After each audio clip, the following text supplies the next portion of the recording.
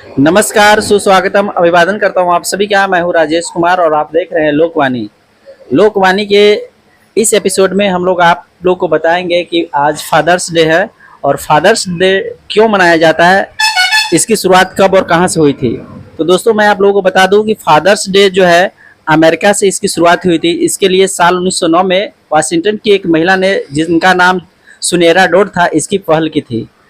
सन 1909 में अमेरिका के वाशिंगटन से की रहने वाली एक महिला के पिता जो है सैनिक में काम करते थे और सैनिक में काम करते करते उनकी माँ की मृत्यु हो जाती है। और माँ की मृत्यु हो जाने के बाद उस महिला के पिता ने अकेले 6 बच्चों का पालन पोषण किया और इस तरह से पालन पोषण किया कि उनको जीवन भर माँ की कमी को नहीं खलने दिया। इस ममता को देखकर जब सोनेरा पढ़ लिख कर बड़ी होती है तो पढ़ लिख कर बड़ी हो जाने के बाद वह तय करती है कि कम से कम माँ के लिए प्रत्येक दिन मदर्स डे मनाया जाता है, पिता के लिए भी फादर्स डे मनाया जाए। उसके बाद जो है उन्होंने फादर्स डे मनाने का संकल्प लिया और उसके बाद हर एक साल जो है वो फादर्स डे मनाती रही। उसके बाद साल 1972 में अमेरिका के राष्ट्रपति जो हुए, उनका नाम था रिचर्ड निक्सन। रिचर्ड निक्सन ने आधिकारिक रूप से पूरे अमेरिका में फादर्स डे मनाने की घोषणा की। उसके बाद फादर्स डे की बढ़ती लोकप्रियता के कारण आज फादर्स डे पूरे दुनिया में मनाया जा रहा है। आज अपने भारत देश में भी फादर्स डे मनाया जाता है।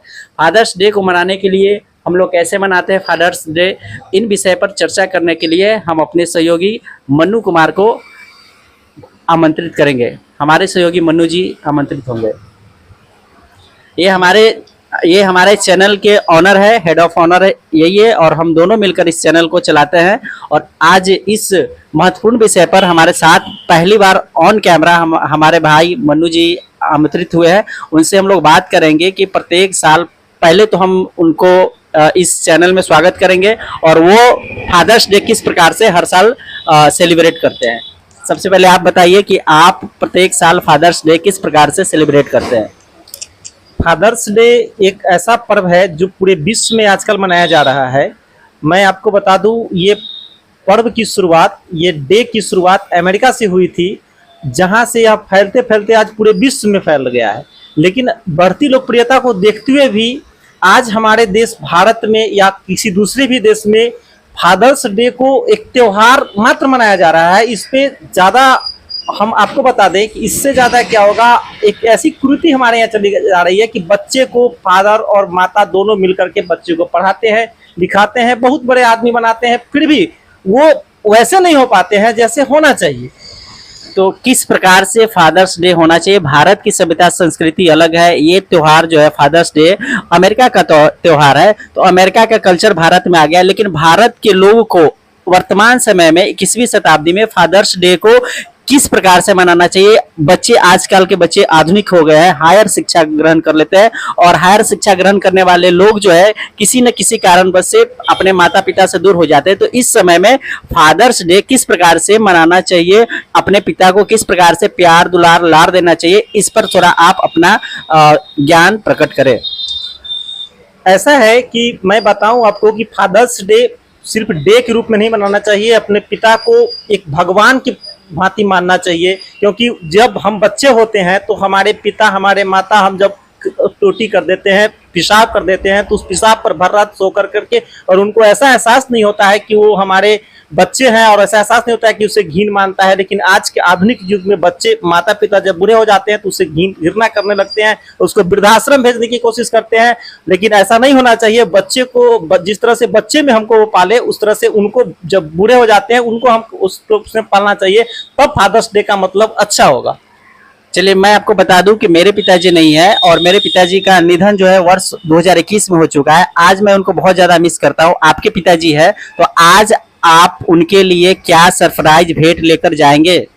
मैं उनको बहुत खुशी देना चाहता हूं और आज मैं चाहता हूं कि वो उनका गर्व से सीना ऊंचा हो कि हमारे बच्चे अच्छा कर रहे हैं, अच्छा है। उसके लिए मैं अच्छा से आप गिफ्ट लेकर के जाऊंगा। अच्छा, आपके पिताजी का फेवरेट फूड जो है, कभी आपसे पूछा है कि हमारे लिए बेटा आज ये चीज हमारे लिए बाजार से लेकर आना। फेवरेट फूड है उनका, वो चाहते हैं कि मिठाई उनका फेवरेट फूड है। कौन सी मिठाई, रसगुल्ला, गुलाब जामुन, कलाकंद या रबड़ी, कौन सा चीज। कौन सा मिठाई खाना पसंद करते हैं? वो गुलाब जामुन और रसगुल्ला दोनों पसंद करते हैं। गुलाब जामुन और रसगुल्ला। और दो तीन चीज और आपके पिता के विषय में मैं जानना चाहूंगा, आपके पिता पेशे से क्या थे पहले? हमारे पिता पेशे से एक शिक्षक थे, उन्होंने बहुत सारे बच्चे को पढ़ाए और आज वो बूढ़े हो चुके हैं और घर पे ही रहते हैं। उनका अभी वर्तमान समय में एज उनका कितना होगा? लगभग 80 अप्रोक्स। अच्छा, आपके पिता को आज पता है कि आज फादर्स डे है? वो तो पढ़े लिखे लोग हैं। उनको पता है, आज मैंने सुबह सुबह उनको प्रणाम भी किया और फादर्स डे का ढेर सारी और शुभकामना भी दी। कब आपको अपने पिता से सबसे ज्यादा खुशी मिलती है? जब वो हमें देख करके खुशी होते हैं। आपको अपने जीवन काल में पिताजी का कोई एक लाइन जो आपको याद हो वो हमारे दर्शकों के साथ शेयर कीजिए। हमारे पिताजी ने एक पोएम लिखे थे, उस पोएम हमको बहुत प्रेरणा दी और आगे बढ़ने का बहुत हमें शुभकामना दी। और उन्होंने बताया कि बेटा ये एक पोएम है, तो और वो पोएम मैंने पढ़ा। मैं कुछ अगले एपिसोड में उस पोएम का कुछ वृतांत भी रखना चाहूँगा। वर्तमान समय भारत देश जो है मॉडर्न युग में बदलते जा रहा है। भारत देश में आज फादर्स डे मनाया जा रहा है, फिर भी भारत देश में वृद्धा आश्रम की संख्या बढ़ती जा रही है। इसका मुख्य कारण क्या है? क्या बच्चे अपने माता पिता से लगातार दूर होते जा रहे हैं? इस पर अपना विचार प्रकट करें कि आखिरकार वृद्धा आश्रम की इतनी संख्या और वृद्धा आश्रम में इतनी ज्यादा भीड़ किस वजह से है?